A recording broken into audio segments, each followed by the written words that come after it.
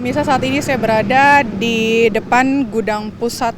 amunisi 3 TNI Angkatan Darat yang berada di Cakung, Jakarta Timur, di mana di sini tadi 3 prajurit dari TNI Angkatan Darat Korps Puspalat gitu, peralatan Angkatan Darat ini memang disemayamkan, dan memang pada kemarin ini baru diberangkatkan pada malam hari keempat anggota TNI prajurit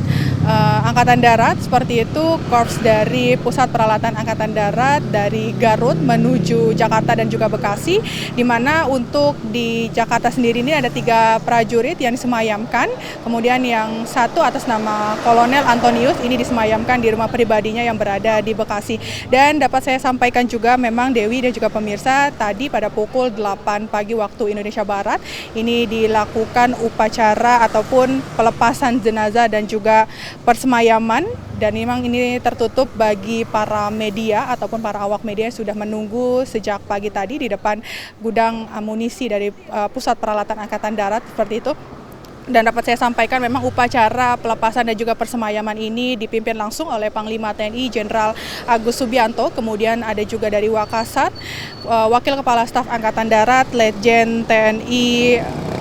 Tandio Budi Revita, kemudian dari Kepala Pusat Peralatan Angkatan Darat Maijen TNI Epi Setiadi, dan juga Kepala Pusat Penerangan Angkatan ataupun Kepala Pusat Penerangan TNI Maijen TNI Kristome Sianturi. Memang untuk hari ini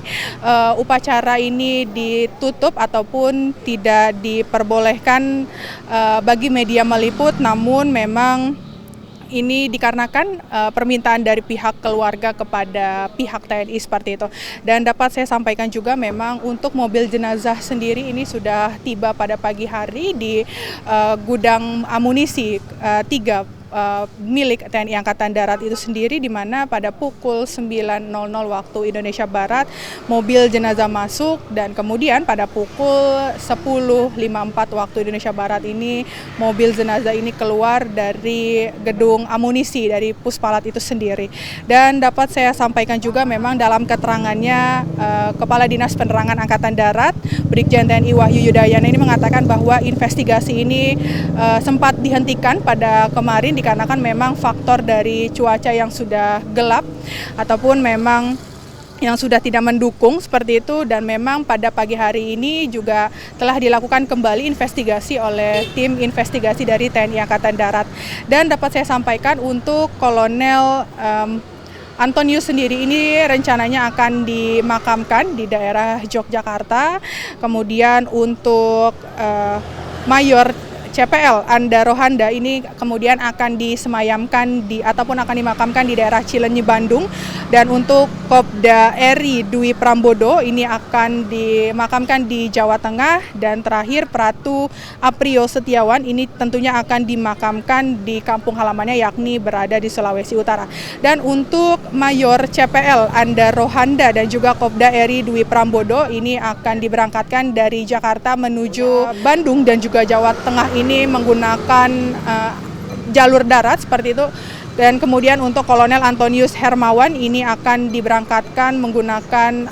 angkutan darat melalui Bandara Halim, dan juga untuk Pratu Aprio Setiawan ini juga akan diberangkatkan melalui jalur udara melalui Bandara Halim. Dan tentunya pemirsa, dari Kadis Penat sendiri ini menegaskan bahwa TNI Angkatan Darat sendiri akan komitmen untuk bertanggung jawab terkait dengan penanganan dan juga prosesi pemakaman dari para korban, baik dari 4 anggota prajurit TNI Angkatan Darat itu sendiri dan juga untuk sipil yang menjadi korban pada saat amunisi yang meledak di Garut, Jawa Barat.